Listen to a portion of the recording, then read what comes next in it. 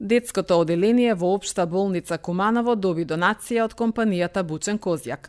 Донацијата, која се состои од постелнини, инхалатори и топломерие во пресрет на Светскиот ден на детето, истовремено и Светскиот ден на млекото, 1 јуни.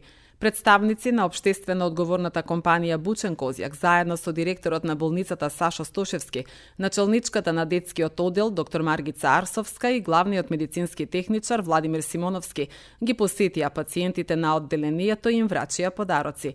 Производите на компанијата Бучен Козјак се препорачани и од Сдруженијето на педијатри на Македонија. Пред се да се заблагодарам на општествено одговорната компанија Бучен Козјак, тоа е светска наша компанија.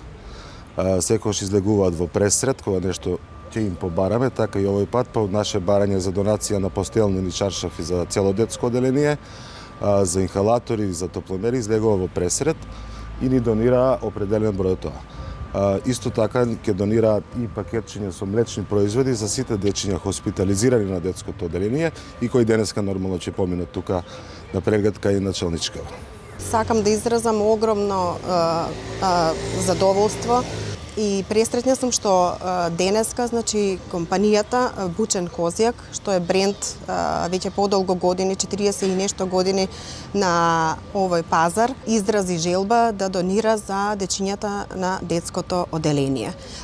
Бренд чии што производи се поддржани од Сдруженијето на педијатрите на Македонија.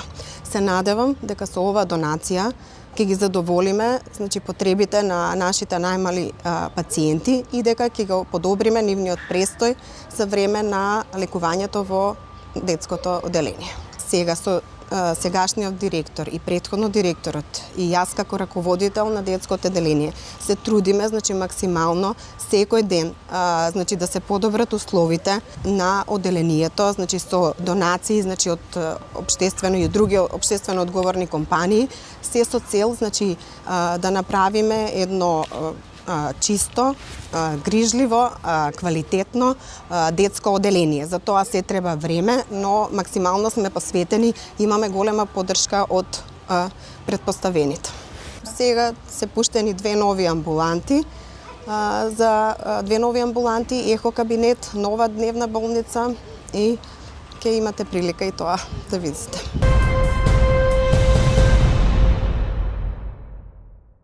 Од пракса до реализација, изучување и примена на иновативни и еколошки ефективни методи од областа на електроенергетика и мехатроника е насловен Еразмус Плюс проектот што го реализира Средното техничко училиште Наце Буѓони врз основа на претходно потпишан договор со Националната агенција за европски образовни програми и мобилност. Во рамките на проектот 16 ученици од електротехничката струка, од профилите електротехничар, енергетичар и техничар за индустријска мехатроника и двајца наставници по електропредмети имаа можност од 23 март до 5 април годинава да посетат десетина компании во Стара Загора, Поморје и Бургас во Република Бугарија со цел да се запознаат со примената на иновативните и еколошки методи во бугарските компании.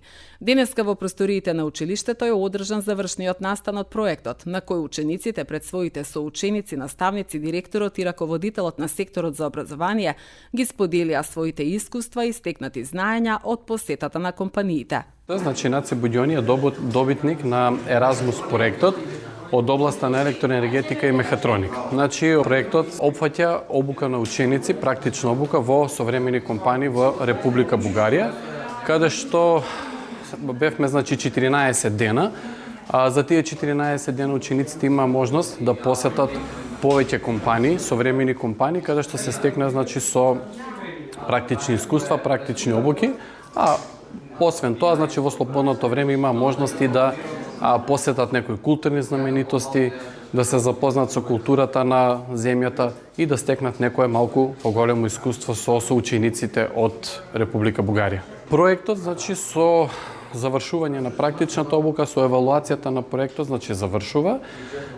Со тоа, значи, учениците се здобиваат со европски сертификат за практична обука во компаниите, со што, значи, проектот едноставно се финализира со оваа евалуација која што се прави на крај на проектот. Сертификатите се одобрени од Европска унија, Националната агенција, сертификатите се со европска, значи, со европско значење, можат во секоја земја од Европската унија повторно да аплицираат, да учествуваат и нормално овој сертификат во голема мера ќе им придонесе за понатамошна нивна едукација или во барање на работни позиции. И ние во рамките на проектот Erasmus+, значи тој е европски проект, направивме посета со наши ученици кои броја 16 и двајца професори во Стара Загора со попатно водење во Бургас и Помарие, каде што посетивме околу 9-10 компании, не ме држите за збор, различни компании од областа на електротехниката и мехатрониката.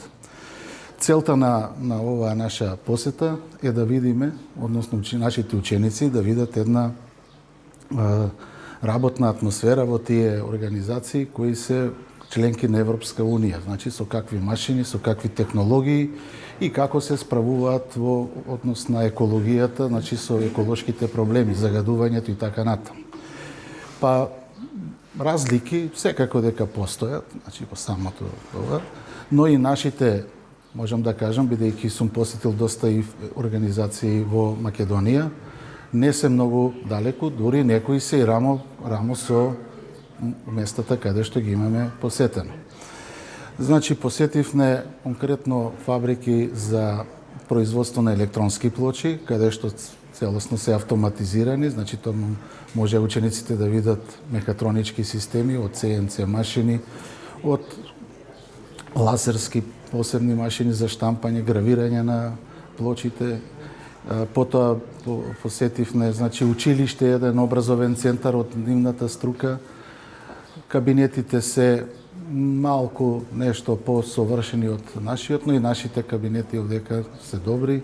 Сертификатите, значи, кои ќе се стекнат учениците, секако дека ќе им користат во понатамошното образование, при уписи на факултети, значи посебно се поинтираат, како и за можност за вработување. Ние пред се ги обучуваме, сакаме да ги задржиме во нашата земја, значи секако дека тие сертификати би требало, значи, да се вреднуваат при одлучувањето за нивните работни позиции, но имаат можност и надворот, значи, да аплицираат со помош на овој сертификат.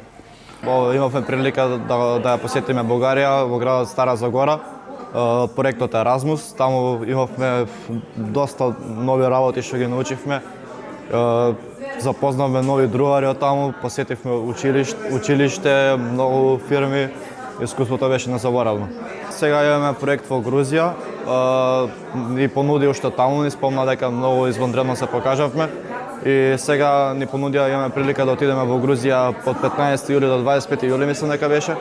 Исто така преку училиштето и така, ќе видиме. Јас прво сакам да се заблагодарам на професорите што не одведоа на Erasmus проектот, сакам да се заблагодарам на Erasmus проектот. Беше навистина убаво, научивме многу нови работи и видовме убави работи, видовме понови машини, го видовме училиштето, се запознавме со различна култура и навистина беше незаборавно тоа што посетивме.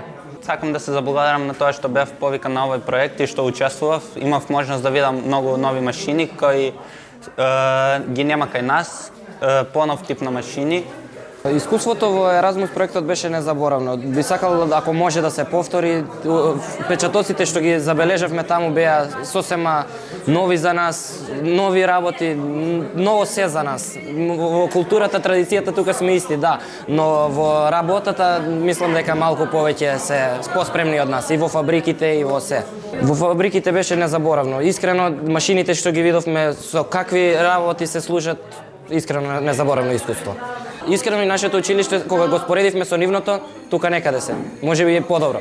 Интересно беше искуството. Прошетавме низ фабриките, видовме како работи училиштата таму. Па јас би сакал да имам можност повторно би учествувал на овој проект, бидејќи е незаборавно искуство.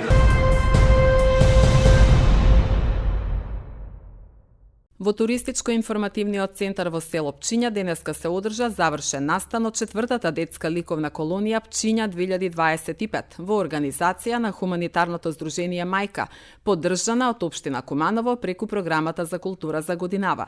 На колонијата учествуваа по 20 ученици од 10 основни училишта. Учесниците имаа можност да творат на темата Бислимска клисура и реката Пчиња, а нивните дела секако дека придонесуваат во зачувување на природната убавина. Пред присутните се обрати програмскиот координатор во Хуманитарното здружение Мајка Ивана Цветковиќ Стојчева. Во рамките на завршниот настан беше реализирана и кратка програма подготвена од учениците заедно со своите наставници. Ана Александрија Илиевска се представи со своја песна насловена Летна журка, која ја испеа на детскиот фестивал Распејано детство, а ученичките од основното училиште Карпош од село Уминдол, Ана Стефановска и Милица Савиќ, прочитаа стихови од Тацо Шопов и Блаже Конески. На ликовната колонија беа наградени 3 дела, а комисијата беше во состав од Тања Соларска-Темелковски, Маријан Стошевски и Ивана Цветковиќ Стојчева. Сите останати учесници добија благодарници за учество на ликовната колонија, а на представниците на општина Куманово благодарници за поддршката и успешна соработка. Училиштата се подготвени утре да ги пречекаат учениците за полагање на државна матура. Во Куманово државна матура ќе полагаат над 900 матуранти од сите средни училишта. На првиот екстерен испит се проверуваат знаењата од мајчин јазик на ученикот, а во општината такви тестирања ќе се одвиваат на македонски, албански и српски наставен јазик. Испитите ќе се спроведуваат во холовите и спортските сали на училиштата.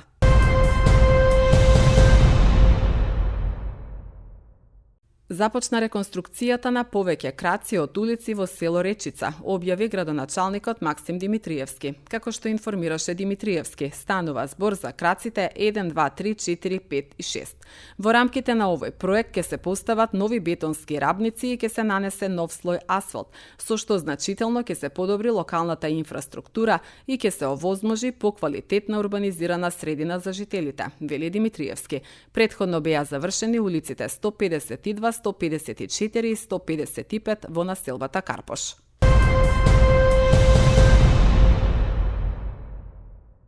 Во ученичкиот дом професор Мијалковиќ викендов ќе се одржи првиот меѓународен младински шаховски турнир во градот. Организатори се градскиот шаховски клуб Куманово и шаховскиот клуб Фишер, а на турнирот ќе се надпреваруваат повеќе од 100 учесници од Македонија, Србија, Бугарија и Косово.